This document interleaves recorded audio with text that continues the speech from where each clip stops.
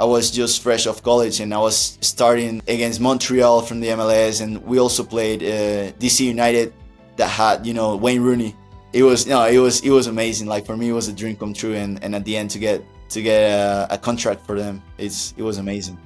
I ended up going to Austria, and we played Japan and the US, and it was like top teams. Like Japan amazed me, like the way they played. We ended up losing to Japan 1-0. I remember seeing Minamino, Kubo, and all these guys just like the way they played one touch passes and like just the way they were lethal. I was like, wow, like that's the level that you want to get to. Then we played the US, and the US had great players. That was the start of their generation of like McKinney, Yunus Musa, Pulisic. You had all these guys that Team Wea that were like started to make their name in Europe. And Welcome everyone to this episode of Chatting with Pros, and I'm excited to be joined by my friend Juan David Tejada, a professional soccer player currently playing in the Colorado Springs Switchbacks in the USL Championship. How are you doing today, Juan? all's good. Thank you. Thanks a lot for hopping on the call here for this podcast. And first of all, I just mentioned the USL Championships. Can you quickly explain to those that might not know the different tiers there are in the US Pro Soccer system? Well, yeah, you have the MLS, which is the Division One, and then you have the USL Championship, which is the currently I'm playing on, which will be the second division here in the US, and then you have the USL League One and other leagues down that will be Division Three and semi-pro. But yeah, that's basically the pyramid of US soccer. And at what point does one make enough to make a living out of it? And this is just your job. Is it roughly around the third division mark? Yeah, I mean, I know a lot of players that third division will be like a decent living. But I know a lot of players that need like a second job if they're in the third division. Championship, it'll be rare for players to require like an extra income, but there's several cases. There's a lot of differences between wages, I'll say, but in the last 2-3 years, it's exponentially been improved in every single part. We have now a players union, so there's like a standard agreement and standard wages, like a minimum wage and everything. So like I think the bar has already been raised a lot, even for the guys that are starting to play and younger guys that before, like when I started, it was like really low. So like you had to grab like a bad contract to try to follow your dreams, and now like seeing 2025, it's crazy to think how much it's improved. That's awesome to hear. And is the Canada also part of this whole program, or do they have a separate league? No, it's separate. Some teams used to be part of the USL Championship, and I mean, there's 2 or 3 clubs in the MLS as well, but they decided to separate from us and create their own league, which is the CPL, the Canadian Premier League, if I'm correct. I see. So it's just like 2 or 3 teams that are simply in the MLS, but in the lower tiers, there's no such thing. Yeah. It used to be when I started playing. I remember traveling to Ottawa or Montreal, and it was kind of cool to go to a different country. But now they have their own league. I don't know if in the future it's gonna merge again, but right now they have their own thing. I see. And just taking it a bit back in the day to your own story, how did you get started playing football? Can you tell us a bit about where you're from and how that all began? Yeah, well, I was born and raised in Panama until I was around 17 years old. But growing up, I remember my parents always told me that I was just running around the house, being like a bit of a trouble, and they needed me to release that energy somewhere else. So they decided to put me in different sports. I remember I went to baseball, taekwondo, and I liked them, but they ended up putting me in a soccer little thing to play with kids and stuff, and I fell in love with it. And since then it was always my dream to become a professional soccer player, and I had to endure different things to be where I am right now. Because at what point did it get more competitive, or did you feel like you're really starting to stand out?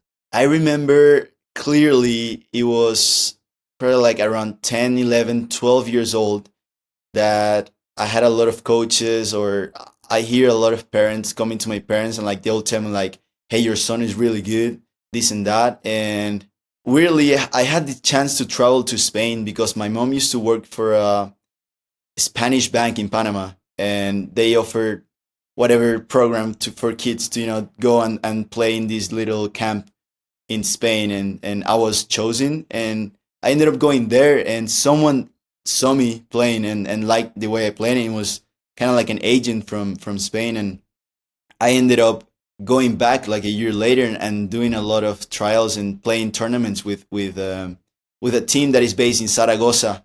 And I mean, I played against, I remember like Villarreal, Athletic Bilbao, and different teams. And my dream was to stay in Spain. Like, I think for any Latin American kid, like, we see Spanish football as the top.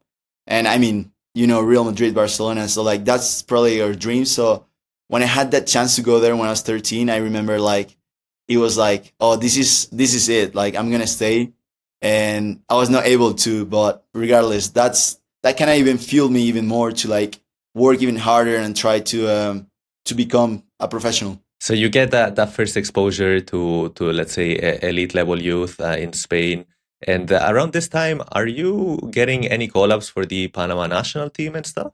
So I remember I was 13, and it was, I mean, I think the first national team will be the under 17s, under 15. So at the time, no, I had nothing. Is that something that came a bit later on for you?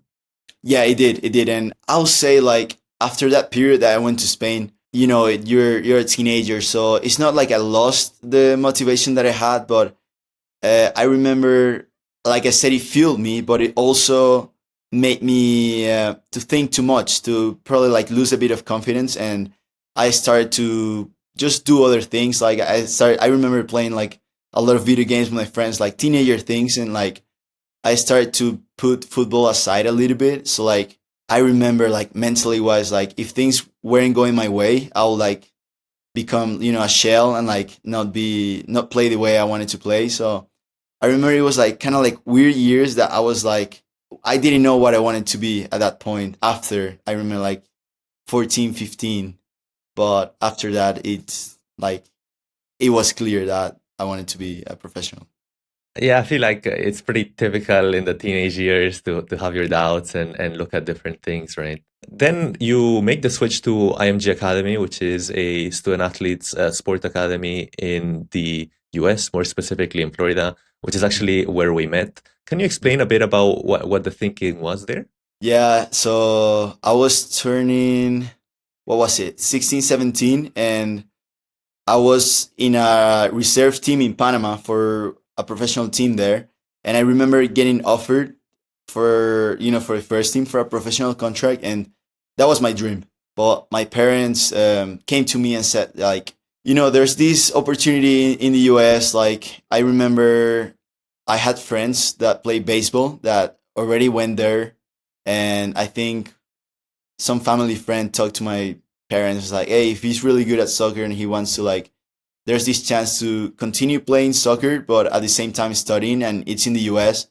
And I had no clue what everything was. I wanted to stay in Panama and try to pursue the dream to play there, but I think my parents really like bought me into it, and I was like, yeah, like why not? Let's try it. It looks good. I went for a camp for 2 weeks, and I loved it. I mean, the facilities, you were there. The facilities are insane. I remember the coaches were, compared to what I had in Panama, were a different level, and I wanted to be there. There's people there that just want to improve, develop as an athlete. So I think that was the right environment for me to move, and I was fortunate to go there when I was 16, 17. I think it helped me a lot. So you actually end up rejecting a pro contract in Panama. Can you explain a bit about what the pro scene is like there? Is it a place where you can make a living out of playing football in the local leagues? Yeah, well, when I was there, no, it's improved a lot, but the Panamanian leagues is not as good. They start to catch up a little bit to other leagues in America, but I think we're miles of it right now. Like in terms of infrastructure, we need more stadiums, and for some reason, soccer has become the biggest sport in Panama now. But the people really support the national team, and not they don't really support the local clubs, and it's something that it's become a problem, and we just don't know how to fix it. Like people don't really go to watch local clubs. But as I said, it's improved. Hopefully in 10 years, like it's a different story. And but at the time that I was there, like just to give you an idea, and whoever is watching this, I think I was getting offered $20 per game if we won. US And dollars. yes. Well, yeah, that's our currency as well. But that was her salary, like $20 if we won, maybe like $5 if you had to travel. So it was more like, I don't know. It was not even professional, but for me as you know, as a teenager, it was like, okay, like this is the next step. But looking back now, like my parents were 100% on the on the right, like, and it made sense, you know. So you make the move to the States, and did you feel like there was a clear difference where here you can really start to improve while at IMG?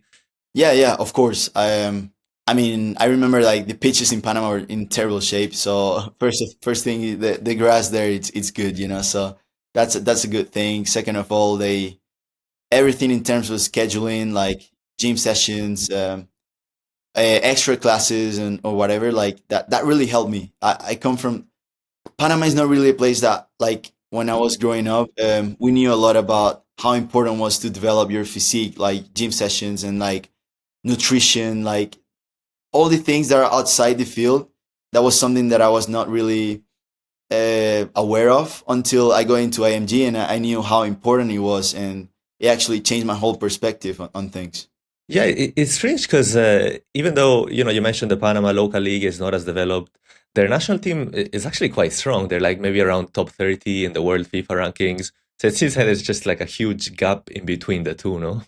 Yeah. I mean, it's like I said, it's improving a lot, but when I was that was probably what 10, 15 years ago. 10, 15 years ago, national team was probably ranked 100 in the world, and now we're 50. So like we've made a big jump even in the national team, and it's proven. But most of the players that I think all of the players that play in national team play outside. They play in different leagues. I think the new coach that we have, he decided to, like, if you play in the Panama National League, like it's not good enough. Like you have to go out there and like prove yourself in a different league. Yeah, I feel like in my case, I'm half Japanese, and the story is very similar where there's no players from the actual J League anymore. They're almost all playing in Europe. So yeah, I think it's probably in similar circles there. And while at IMG, just going back to that, you're a player that I would say stood out. I played with you and stuff. You were one of the better players there. And can you explain a bit about what that transition to university soccer was like? Why you chose that route? Yeah, so like I said, I was not really aware into the US whole system of education, sports. So I was new to it, and I didn't know that I was a bit late into all the, looking for colleges or going somewhere else. I ended up, going, you'll say, like into a lower division university. I went into a D2 Ecker College that was near IMG. I actually remember going into, you'll say, like bigger name universities.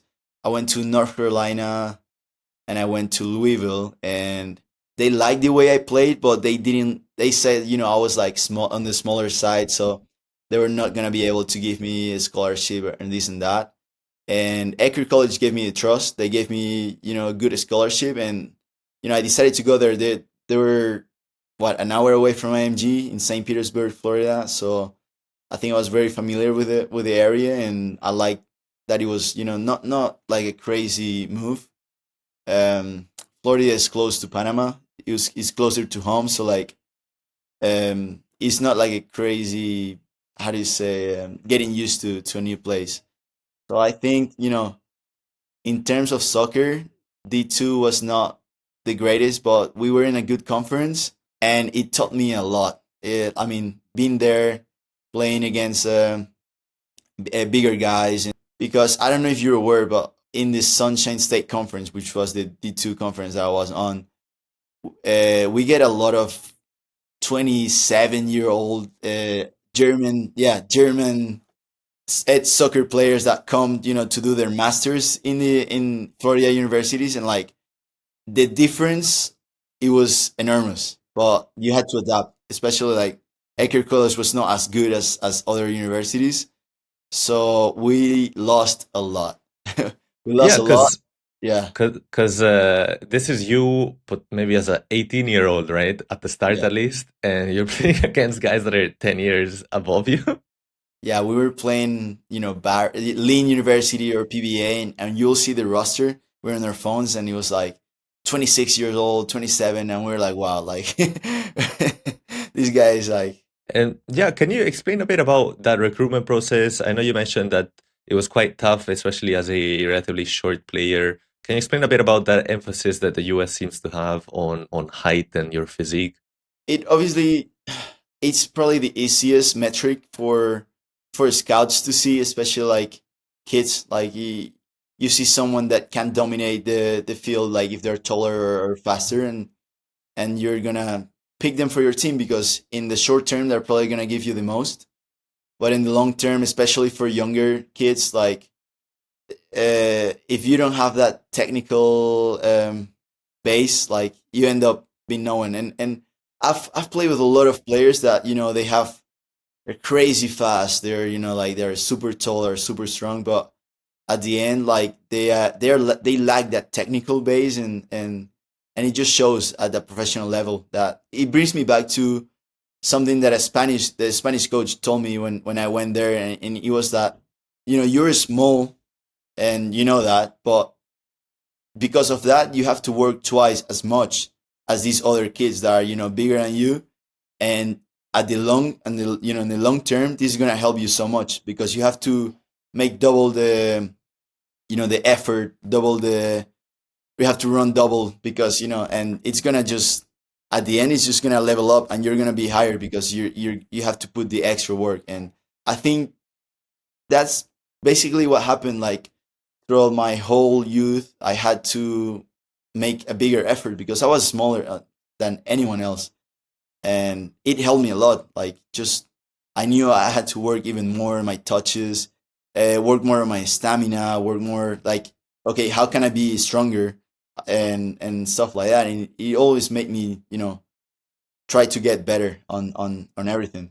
Yeah, I remember when we played together, you were probably among the most aggressive players in a good way, in the sense that you would tackle twice as hard as the next guy. I guess keeping in mind that your physique at the time was a bit smaller, right? And also your work rate, you just seem to run more than the next guy, right? Yeah, yeah. I think that's something that even characterizes me even now, like my work rate. And you see it like, professional team, we have the GPS numbers, and I'm always on the top of like high intensity runs, distance, and all of these metrics that, it doesn't really tell you like if you're good or bad at soccer. But even now, like in a professional, you need to have, if the levels of each team is very, even. So the physical standpoint of being able to run faster, run more, and cover more distance can differentiate every team. And I think that's something that my coaches know, and I try to give my everything every time I play. Yeah, I feel like it's pretty a common characteristic of the Latin American players, where they're just much more gritty than the other ones, right? Yeah, And yeah. just going back to your time at university, so unfortunately you don't manage to get a D1 scholarship, so you go to the Division Two. And at the time, are you thinking, you know what, maybe the whole playing pro is not possible? What's going through your head then? I think I was like, you'll say, a bit delusional. Like I always believed that I was gonna become a professional player. Even like looking back, and I see sometimes like kids like play Division 2, Division 3, and it is tough. It is very tough to be noticed in those leagues.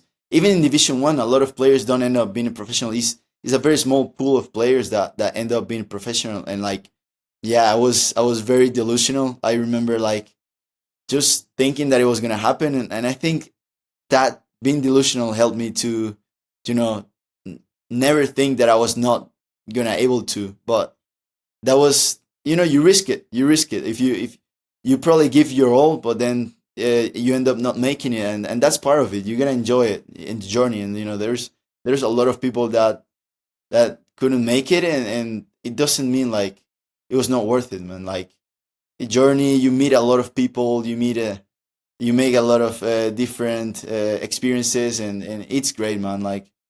I love football, and I love soccer, and it's given me everything like that I know of, education, friends, and so for me, just trying to be a professional, it was, it was worth it, the journey. Yeah, I feel like the nice part about the whole US system is that at the end of the day, if it doesn't work out, you still have a college degree and you can Yeah. just do a normal job like anyone else, right?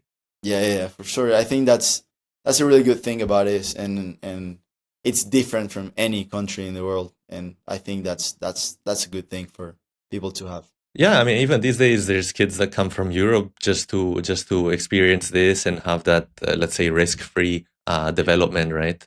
So, in that college system, are you performing quite well there? Do you really start to think like, hey, I'm gonna have some chances to play professionally afterwards? Yeah, I was lucky that I had good seasons, even though the team did it. Like I remember my first year we were really good. Second year we dropped down a little bit, and then third and fourth they were not as good collectively, but I had great years, and I remember chosen like first team, like all conference and stuff like that, and that gave me a platform. And I played PDL, which is the Premier Development League, semi pro league for the summer. A lot of college kids play there. I played 2 years there, and that helped me get noticed by professional clubs. I remember I had good seasons with a team called the Lakeland Tropics in Florida as well over the summer, and I remember the Tampa Bay Rowdies, which was my first professional team. They noticed me, and we played against them. And at the end, I had a tryout after I graduated. So I think that really helped me to become a professional. But I think having good years in my college years for sure made me think like, okay, like I'm not that far, like maybe I'm, in a Division 2 school, but I play PDL, and there are guys, in Wake Forest or Stanford, and these big D1 schools, and like the level is not far. Like I can play against these guys. So like if I keep getting better, like maybe I get a chance, and I can be a professional. Yeah, because that's kind of one of the big misconceptions, I think, that just because you're D1 doesn't mean that you're that much better than a D2 or a D3, right? Like it really depends on the program. Yeah, of course. I think that's a thing that they told us a lot in D2, but I know, I'll say like the best players usually go to D1, but there's people that escape and end up going to D2, D3 as well. I see. So for you, it's primarily that time in the PDL that gets you noticed by the Tampa Bay Rowdies. Can you explain what's going through your head once you have that trial with them? I'm always like big on journaling and stuff like that, and I remember one of the things that I wrote on was, like nothing set in stone until it's written. Like don't get too hyped if you have a trial until you have the contract and stuff like that. But I had a tryout, and I had a great, like probably one of the best trials that I've had. And I remember the coaches coming to me and telling me, like, Juan, like you were amazing, and we're gonna offer you a professional contract. I was over the moon. I was on cloud nine, and I remember this was December 2018, and I ended up going back to Panama. And I went back to Panama and told my family, I'm gonna sign as a professional footballer. This is, the dream come true. And I come back January 5th to the US, and I get a call from them, and they say, Juan, I'm sorry, but we just signed two players in your position, and we don't have any more international spots. So So people can know, there's you have 6 to 7 international spots in each USL Championship team. So sometimes you can trade them between clubs. So depending on how many internationals you have, you cannot sign more than 6 or 7 or whatever. I remember they told me this, and it was like, wow, like I can't believe like I got so hyped about this, and like it's not gonna happen. But I remember being calm. Like I was like, I'll go back to Panama, become a professional in Panama, start there, like do my thing there. But by luck, they called me January 15th, 16th, and they said, "Hey, one of our strikers got injured. We don't promise you anything, like, but we need one more player to train. And do you want to come?" And I said, "Yeah, why not?"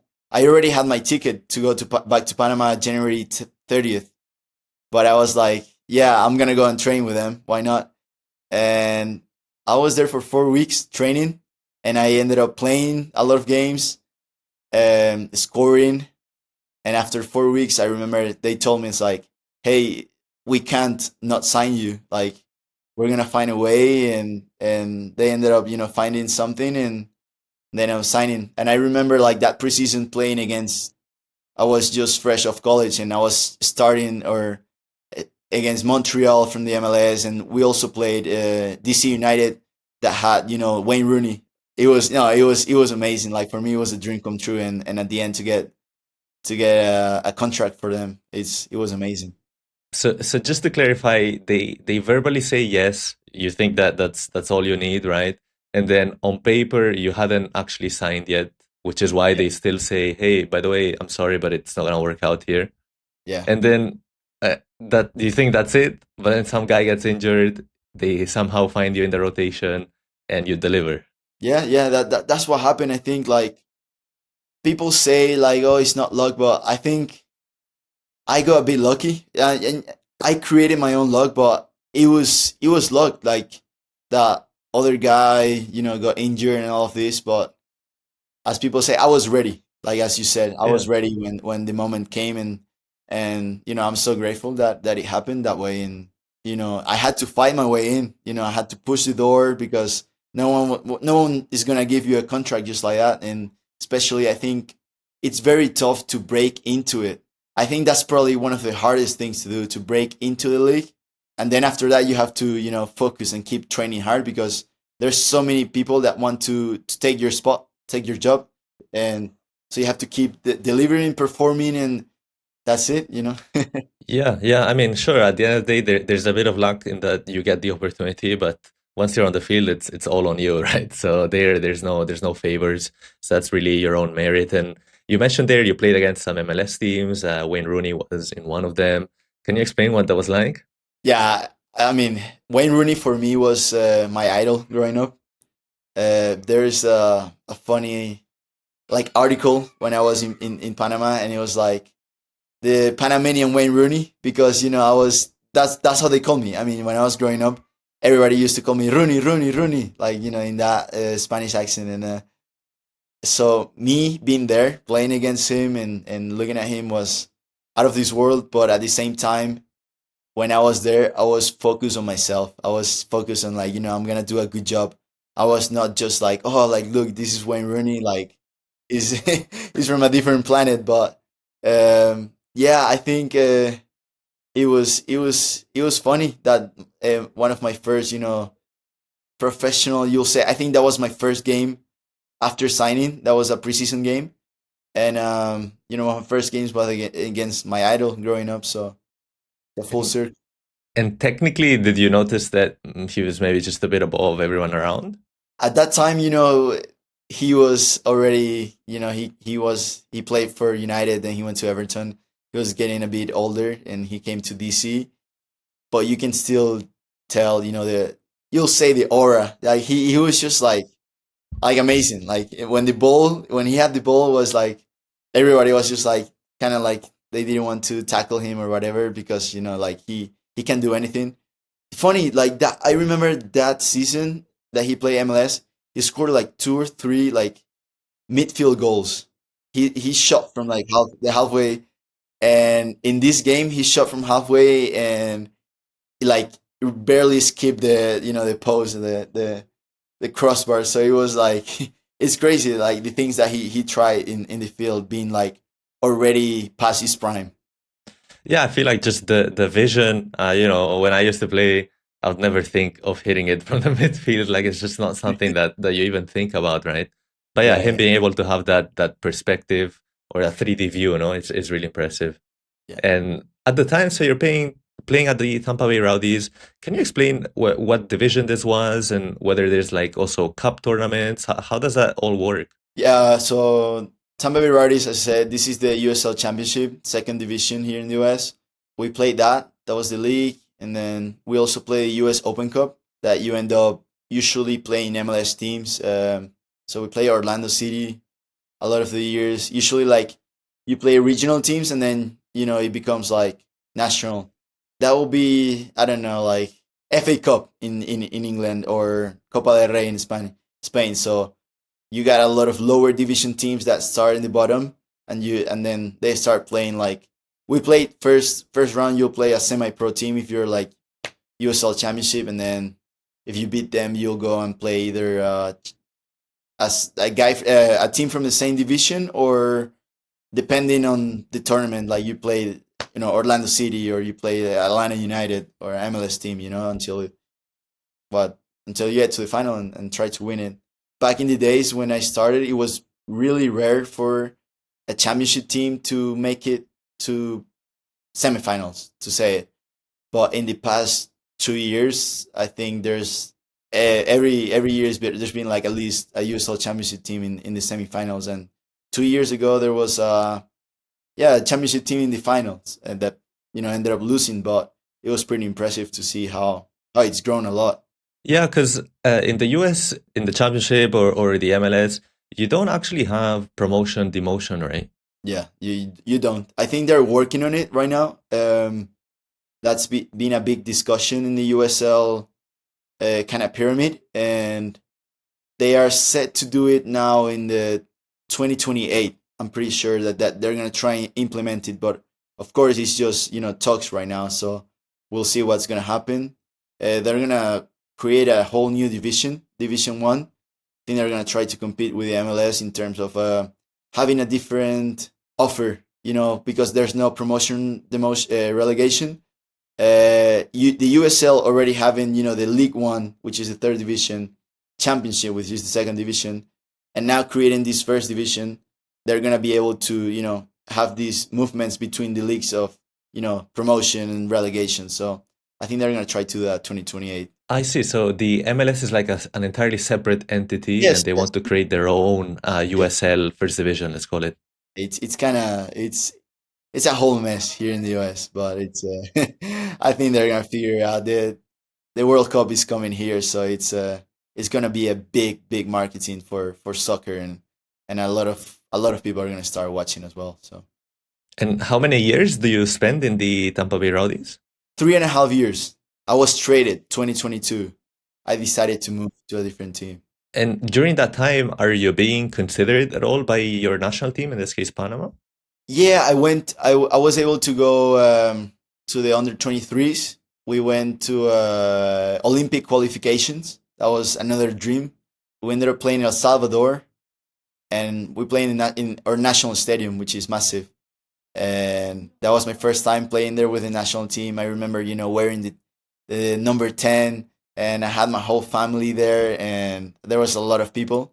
And Panama is such a tight country and city that everybody knows each other. So like honestly, playing for the national team is like the biggest honor ever because everybody will know you from then on.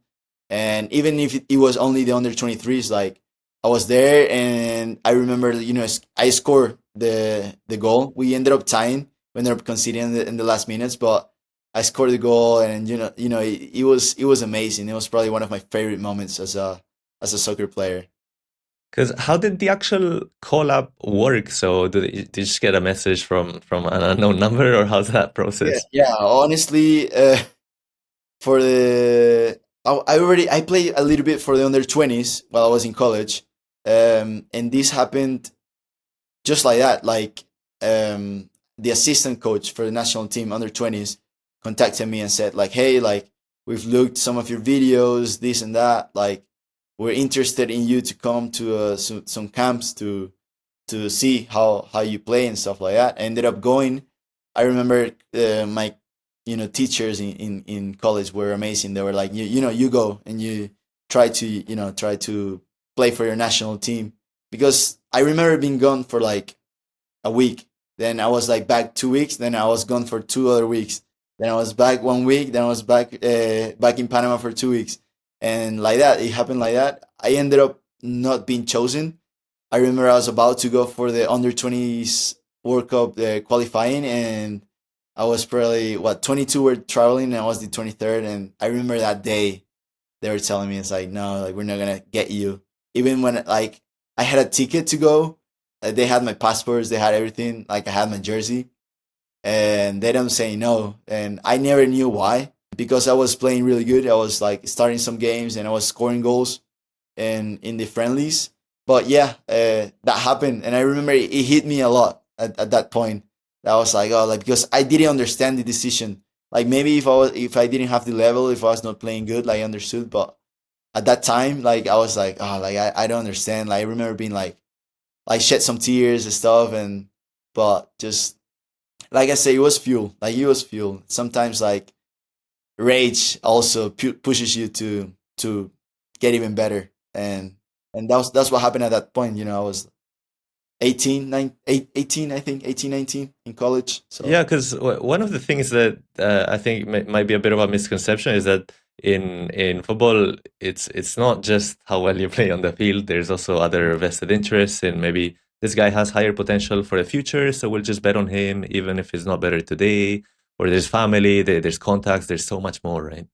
yeah, no, it's exactly that. I remember like a lot of people saying like could be contact, could be because he plays for the same team of the agent and stuff like that. But at the same time, you don't put a lot of attention to it. Like there's nothing else that I can do. Like I tried my best, and it wasn't enough at that time. But okay, let's try and get better, and let's try to get another opportunity. And it came with the under 23s, and I came back, and it was big time because I was wearing number 10, and I mean in Latin America wearing number 10 is such a massive thing.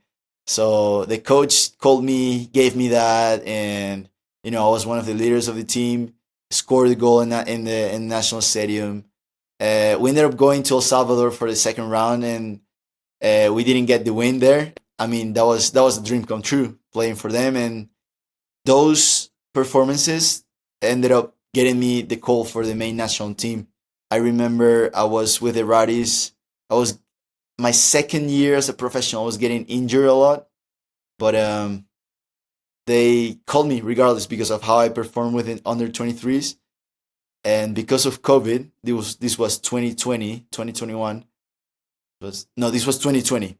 They called me, and because of COVID, they ended up canceling the trip. We were gonna go to Costa Rica and play Costa Rica for two friendlies, and I was devastated. Couldn't do anything regardless. But then 6 months later, they ended up calling me again for a whole trip in Austria. So it was even better. I ended up going to Austria, and we played Japan and the US. And it was like top teams. Like Japan amazed me, like the way they played. We ended up losing to Japan 1-0. I didn't get minutes that game, and then ended up starting against the US. Japan, we lost 1-0, and I was on the bench, and they amazed me the way they played. I remember seeing Minamino, Kubo, and all these guys, just like the way they played one touch passes, and like just the way they were lethal. I was like, wow, like this is the way, like that's the level that you want to get to. Then we played the US, and we started winning 1-0, but defensive mistakes. We ended up going 3-1 down, then 3-2.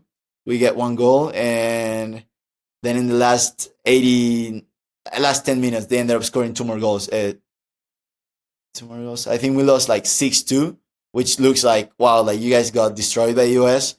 But funny enough, like for me, Japan was a better team at that point, and the US had great players. That was the start of their generation of like McKinney, Yunus Musa, Pulisic. You had all these guys that Team Wea that were like started to make their name in Europe, and they looked really good. I'm not gonna say they were not good, but they if I compare Japan to US, I think Japan was amazing to see them perform.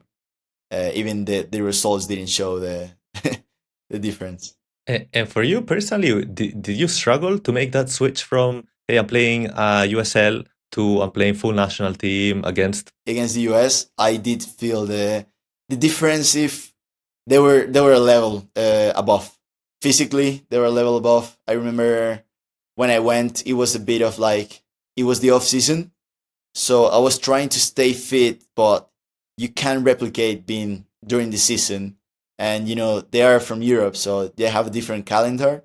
We go from March to November, and they go, August to June, and like they were in the heat of the season, and I remember they looked like they were above physically, and they showed it. Like it was the midfield controlled the whole thing, and I saw the difference. But I saw like, okay, there's a level that you want to reach, you want to try to achieve. Yeah. So you felt like maybe you're just a bit late on every tackle on that one Yes. last thought. Yes. That's I saw the difference of the levels. Yeah. And just going back to the Rowdies, you mentioned that you get a transfer, you ask for a transfer. Can you explain how that whole process works? Here in the US, you can get traded to different teams. Depending on your contract, you have a no trade clause, or they need to ask for your not permission but agreement for you to get traded. Some guys they cannot. You can wake up one day and be like, "Hey, you got traded to a team in Virginia or New York," and I live in Colorado, so it's like you'll be like, "Wow, like I have to move all the way like from one day to another."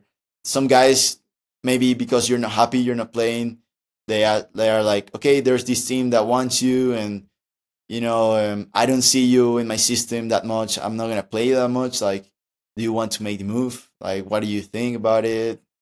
And this is what happened with me in Tampa. I had a lot of injuries, like 2020, 2021.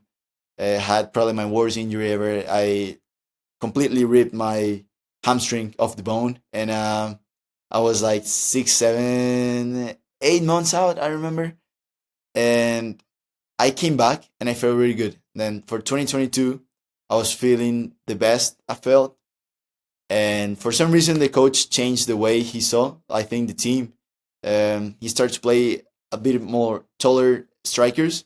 I was like playing some games, I was starting, then I was not traveling, then I was starting different games, and so it was not consistent, and I felt like my level was I was not able to reach my level. And it came like mid season, and Indy 11, a team in Indianapolis, came asking for me, and they said they were really, really interested, and the Tampa Bay Rowdies wanted a guy from Indy, so it made sense, and like I ended up deciding to make the move there, and at the end it was not good.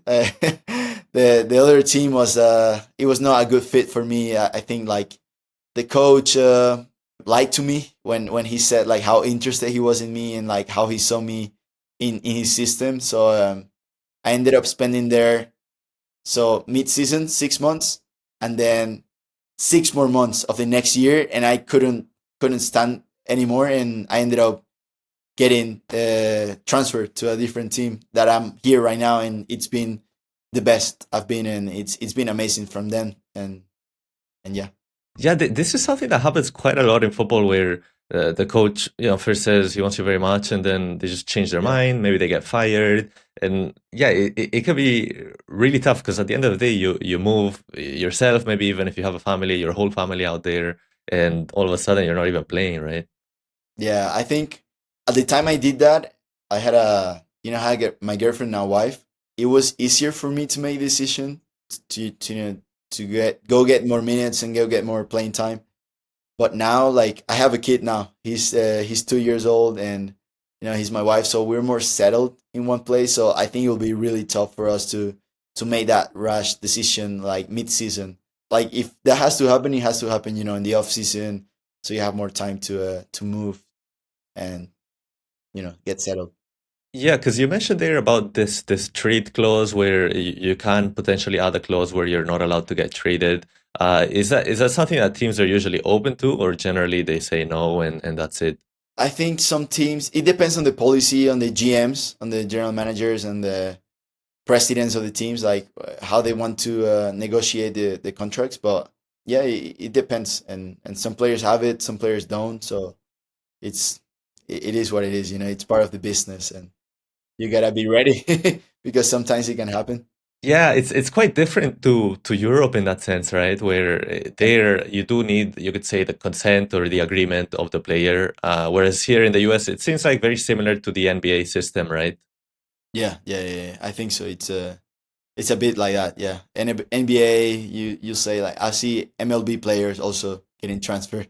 Some of them even mid game. I remember a Panamanian player for the Rays was just playing for his team, and he got him.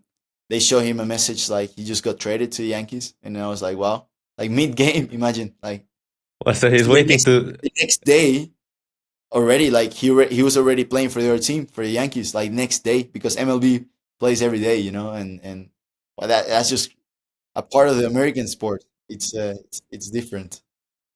Yeah, that's crazy. And I mean, thanks a lot for your time, Juan. Overall, I think very inspirational story, especially going through some setbacks, going to a D2, which wasn't your initial plan, but still climbing your way back up and reaching even the national team. I think that's huge, and you should be so proud, man. Yeah, I appreciate it, Kenji. Thank you. And for someone that maybe wants to follow your journey, where do you think they can do that? Yeah, Instagram. That probably the best. What's Juan the David handle? Juan David Tejada. Yeah, my name, and yeah, I think you can follow me pretty much there. We ended up winning the trophy last year with Colorado Springs. I ended up being the MVP of the final, scoring in the both finals of the conference, and I think it came full circle. I think last year was a big year for me, and it's great. I'm very happy here now in Colorado Springs. It's like you said, it's the journey has been always up and down, but it's always rewarding at the end, and I'm happy to be able to share it with you. Yeah, at the end, there's so many things that no one can take away from you anymore, right? Like getting that cup for a national team, signing that first contract, even getting this MVP. Like Yeah, that's yours to keep. yeah. Of course, yeah. And just one final question, out of the people is there someone you'd recommend maybe bringing into the podcast next? There's a guy on my team. It's my friend called Jonas Spielberg, and I think he has a very interesting story. He went to Norway, played for Norway sometimes, and he ended up coming to the US too. So he had kind of like a similar journey, and he had a bit of time with the MLS too. So Awesome, awesome. Hopefully we can get him on at some point. And thanks so much for your time, Juan.